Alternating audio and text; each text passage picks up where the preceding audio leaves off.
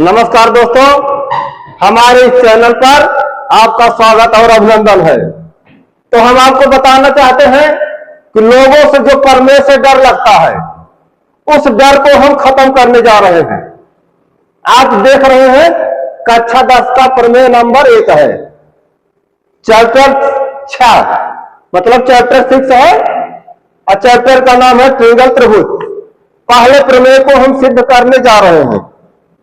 इसको ध्यान से अगर आप देखेंगे तो मैं गारंटी के साथ कह सकता हूं कि कोई भी प्रमेय हो, चाहे सरल हो चाहे कठिन हो, जरूर समझ में आएगा। तो आइए शुरू करते हैं।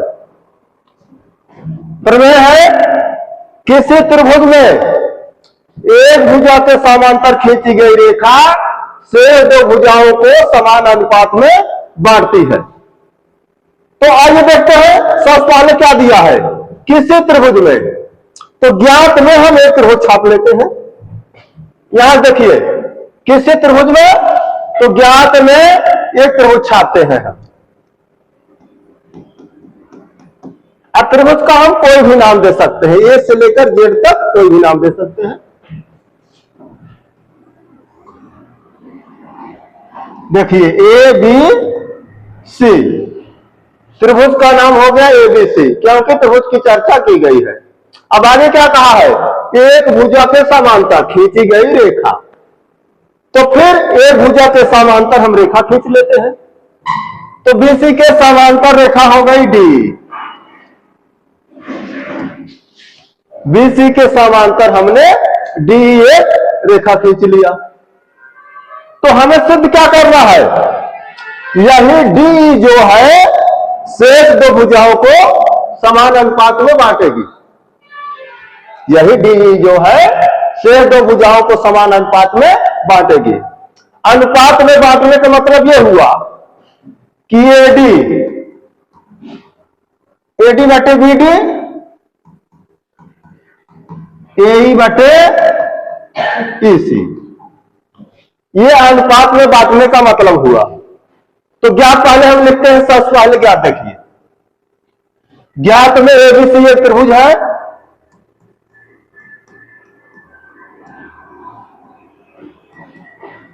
जिसमें डी बीसी के समांतर है, जिसमें डी समांतर बीसी, ये हो गया ज्ञात में। अब हमें सिद्ध क्या करना है, समान अनुपात में बांटती है। पहला वाला भाग ज्ञात में, दूसरा वाला भाग इष्ट में। इष्ट का मतलब जो हमें सिद्ध करना है। इष्ट में क्या हो गया, इष्ट में एडी बटे BD, AD upon BD is equal to A upon EC. ये हमें प्रूव करना है, मतलब सिद्ध करना है। अब देखिए उपपत्त, उपपत्त का मतलब जो हमारा सिद्ध करने का तरीका होगा वो उपपत्ति में रहेगा। आइए देखते हैं उपपत्ति। पहले ज्ञात हो गया, पहले रचना देखिए। रचना का मतलब होता है कोई चीज हम नया उसमें कर सकते हैं, अब पुराना हम कुछ बिगाड़ नहीं सकते। जैसे रचना का मतलब ये मकान है, इस मकान का हम एक ईंट तोड़ नहीं सकते, कोई ईंट लाकर भले जोड़ दे, उसमें हम नया निर्माण कर दे, लेकिन पुराने में हम कुछ तोड़ फोड़ ना करें। रचना का मतलब यही होता है। तो आइए देखते हैं रचना हम क्या किए। दोस्तों वीडियो थोड़ा लंबा जाएगा, आप लोग देखते जरूर रहिएगा, लेकिन आपको समझ में जरूर आएगा। रचना, रचना देखिए, यहां से ई से लंब डाल देते हैं, ई से एडी पर लंब डाल देते हैं, चाहे हम उसके बाद नाम दे देते हैं ई एफ। रचना में ई एफ लंब एडी खींचा या ई एफ लंब एडी खींचा, चाहे हम एडी कहें चाहे एडी कहें।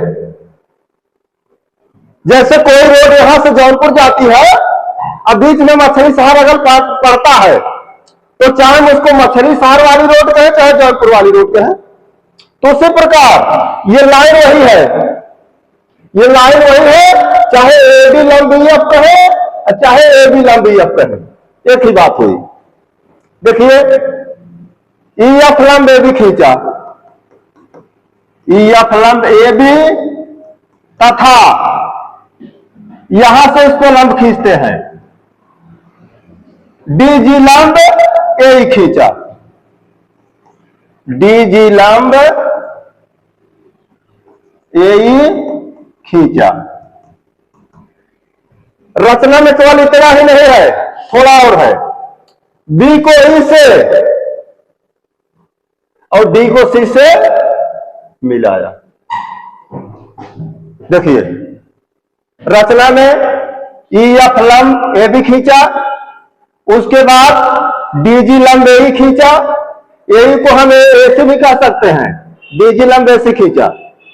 अब उसके बाद देखिए फिर डी को सी से तथा बी को ई से मिलाया, बी को ई से मिलाया। एक लोग ने हमसे क्वेश्चन किया था कि हम कैसे जानेंगे रचना में क्या रहेगा। हमने उनसे कहा बताइए, नाली में पानी जा रहा है और सामने कहीं हम दो जगह काट दे, तो हमें आप बताइए पानी पहले किधर जाएगा? तो बोले जिधर काटा है। हमने कहा उसी प्रकार इसमें भी आपको अनुभव हो जाएगा, प्रूव करते करते आपको स्वयं अनुभव हो जाएगा कि रचना में क्या रहेगा। देखिए उपपथ, उपपथ में देखिए ध्यान से समझिएगा, अब यही मेन पॉइंट है जो सिद्ध करने का तरीका है। आप लोग जानते हैं किसी त्रिभुज का क्षेत्रफल क्या होता है? आधार गुणे लंब बटे 2, आधार गुणे लंब बटे 2 ये त्रिभुज का क्षेत्रफल होता है। आप देखिए ADE, त्रिभुज ADE का हम क्षेत्रफल निकाल रहे हैं। त्रिभुज ADE का क्षेत्रफल, AD का क्षेत्रफल, आधार क्या हुआ? AD, लंब क्या हुआ? EF, गुणे 1 बटे 2, त्रिभुज ADE का क्षेत्रफल हो गया। अब उसके बाद देखिए त्रिभुज ADE का क्षेत्रफल हमने निकाल लिया। अब आगे देखते हैं किसका निकाला क्षेत्रफल हमने?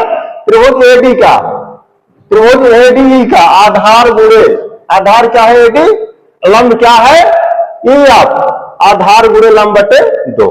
अब देखिए अब फिर हम निकालते हैं किसका? त्रिभुज BDE का क्षेत्रफल, त्रिभुज BDE का क्षेत्रफल। देखिए त्रिभुज BDE का आधार क्या है? BDE का आधार क्या है? BD।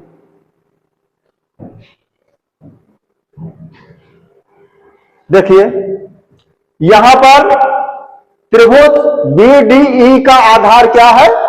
BD है, ठीक। तो BD किसका आधार है? त्रिभुज BDE आपको दिखाई पड़ रहा है, तो आधार क्या हो गया? BD। अब देखिए लंब क्या है? वही EF। अब आप कहेंगे कि EF लंब जो है ये तो त्रिभुज ADE में है, तो EF हम वहां क्यों ले रहे हैं? क्योंकि लंब जो है उसी लाइन पर है, चाहे हम AB पर लंब कहें, अभी हमने बताया था, चाहे AD पर लंब कहें, चाहे AF पर लंब कहें, बात एक ही हुई क्योंकि उसी लाइन पर लंब है। तो BDE का क्षेत्रफल क्या होगा? आधार गुणे लंब बटे 2, BD गुणे लंब क्या होगा? EF। EF का मतलब बढ़ी हुई भुजा पर। देखिए BDE की भुजा आगे बढ़ गई है, उसी पर लंब है जो है।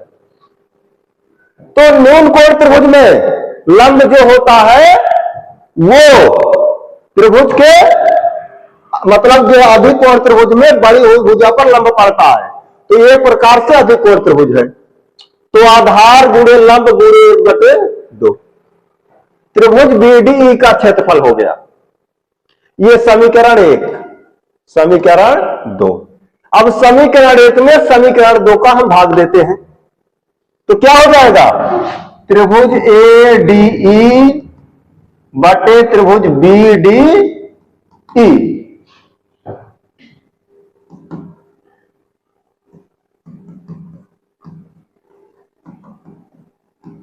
देखो यहां 1/2 से 1/2 कट गया, ई एफ से ई एफ कट गया, बचा क्या? ए डी बटे बी डी। अब जो प्रक्रिया हमने इधर से किया ठीक वही चीज उधर करेंगे। अगर यहां तक आपको समझ में आ गया हो तो समझो प्रमेय सिद्ध हो गया, क्योंकि जो प्रक्रिया अब तक हो चुकी है वही प्रक्रिया फिर दोबारा होगी इधर से। आइए देखते हैं, फिर से देखिए, त्रिभुज एडीई का क्षेत्रफल,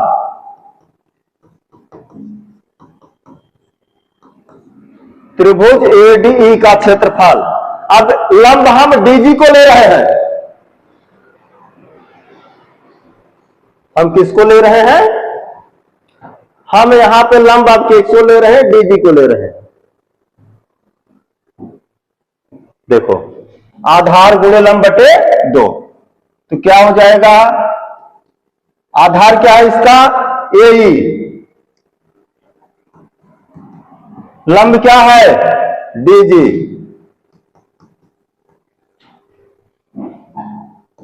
गुणे 1/2 हो गया। आधार गुणे लंब बटे 2। अब देखिए आधार गुणे लंब बटे 2 हो गया। किसका निकाले? त्रिभुज एडीई का क्षेत्रफल। अब हम निकालने चल रहे हैं त्रिभुज डीसीई का क्षेत्रफल। त्रिभुज डीसीई का क्षेत्रफल, आधार देखिए क्या है? आधार सी है। आधार क्या हो गया? सी, या हम इसको ईसी कह सकते हैं। इसको क्या सी कहें या ईसी कहें? तो आधार ईसी हो गया, लंब बढ़ी हुई भुजा पर डीजी है, गुणे 1/2। समीकरण 1 हो गया, समीकरण ये 3 हो गया, ये समीकरण 4 हो गया। समीकरण 3 में समीकरण 4 का हम भाग देते हैं, तो क्या हो जाएगा? त्रिभुज एडीई बटे त्रिभुज डीसीई। क्या हो गया?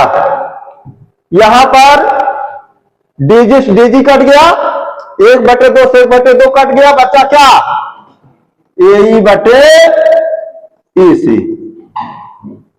अब ध्यान दीजिएगा यहां पे, अब लगभग प्रमेय सिद्ध हो चुका है। एक नियम और जानना है दोस्तों, एक ही आधार पर तथा उन्हीं 2 समांतर रेखाओं के बीच में स्थित त्रिभुजों के क्षेत्रफल समान होते हैं। फिर सुन लो, एक ही आधार पर तथा उन्हीं 2 समांतर रेखाओं के बीच में स्थित त्रिभुजों के क्षेत्रफल समान होते हैं। इसको हम अलग से दिखा देते हैं, ध्यान दीजिए। यहां अलग से हम दिखा देते हैं। देखिए जैसे हम 2 त्रिभुज बना दिए, एक त्रिभुज एबीसी हो गया, दूसरा क्या हो गया? बीईसी। एक त्रिभुज एबीसी हो गया, दूसरा बीईसी हो गया। अब पी क्यू और आर एस 2 समांतर रेखाएं हैं। देखिए आधार बीसी त्रिभुज एबीसी का आधार है और उसका शीर्ष जो है समांतर रेखा पर जाके टिका है, देख लीजिए। अब फिर बीसी जो है उसी त्रिभुज का आधार है, इसका भी शीर्ष जो है जाकर के उसी रेखा पर टिका हुआ है। कहने का मतलब दोनों त्रिभुजों का आधार वही होना चाहिए और शीर्ष दोनों का समांतर रेखा पर होना चाहिए। ऐसे जितने भी त्रिभुज बनेंगे उनके क्षेत्रफल समान होंगे। तो उसी आधार पर देखिए 2 त्रिभुज दिखाई पड़ रहे हैं, आधार डी है, आधार डी पर देखिए त्रिभुज बीडीई स्थित है और उसी आधार पर डी पर त्रिभुज डीसीई स्थित है। दोनों का आधार एक ही है और दोनों शीर्ष देखिए समांतर रेखा के बीच में टिकी हुई है। बीच इसका त्रिभुज के देखिए शीर्ष कहां, समांतर रेखा पर ही है, इसका शीर्ष भी समांतर रेखा पर ही है। तो दोनों त्रिभुज एक ही आधार पर दो समांतर रेखाओं के बीच में स्थित है। समांतर रेखा कैसे है, यह ज्ञात में है, दिया गया है। तो इसलिए त्रिभुज बीडीसी का और त्रिभुज डीईसी का क्षेत्रफल समान होगा। कैसे? जैसे इसलिए समान होगा क्योंकि ये नियम है।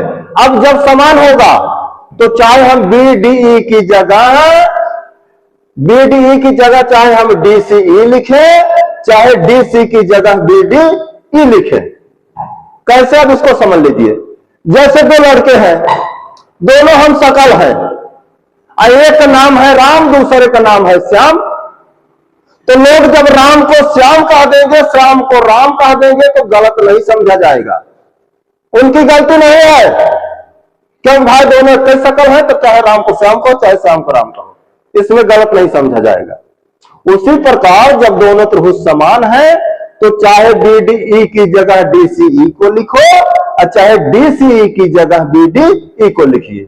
तो हम क्या करते हैं, जहां आप देखिए दोनों त्रिभुज क्षेत्रफल समान है, लिख देते हैं। देखिए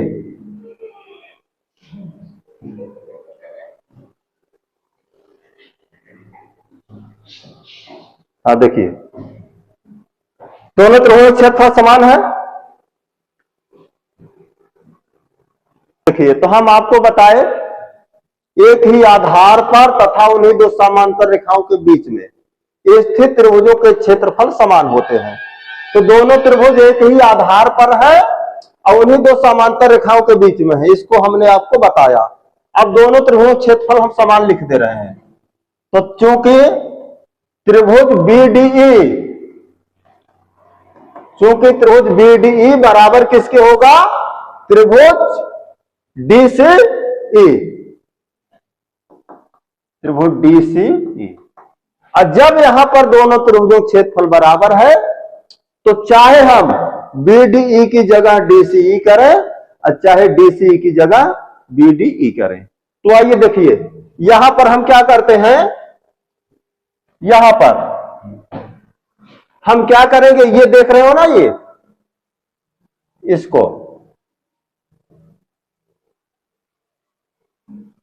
को हम चेंज करने जा रहे हैं। जहां डीसीई लिखा है बीडीई कर सकते हैं क्योंकि दोनों का क्षेत्रफल समान है।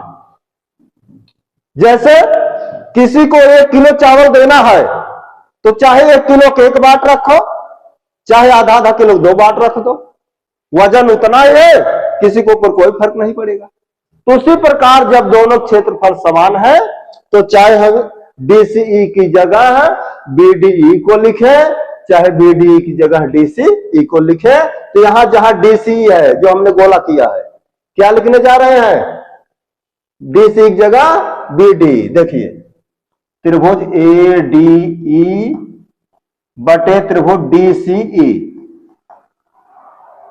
बराबर क्या है, एई बटे ईसी। अब देखिए, जब एक ही लोग के समान दो लोग होते हैं तो दोनों आपस में समान हो जाते हैं। जैसे किसी छड़ी से हम एक फीते को मापते हैं, काट के रख दिए, फिर उसी छड़ी से दूसरे फीतों को मापते हैं, काट के रख दिए, तो दोनों फीतों की लंबाई समान होगी। तो उसी प्रकार से यहां पर भी देखिए, यहां पर एडीई बटे बीडीई के समान क्या है, एडी बटे बीडी। देखिए जो चीज यहां है जिसके समान है ये, और उसी के समान देखिए यहां पे उसी के समान ये है। तो एक कई लोग के समान जब दो लोग होते हैं तो दोनों आपस में समान हो जाते हैं, इसलिए ये दोनों आपस में समान हो जाएगा। इसलिए एडी बटे बीडी, एडी बटे बीडी बराबर एई बटे ईसी। इति सिद्धम। तो प्यारे बच्चों, अगर यह प्रमेय आपको समझ में आया हो तो चैनल को सब्सक्राइब व लाइक शेयर करें और ऑफलाइन कोचिंग के लिए शाश्वत क्लासेस कोदहू मुगराबाद शाहपुर में संपर्क करें। धन्यवाद।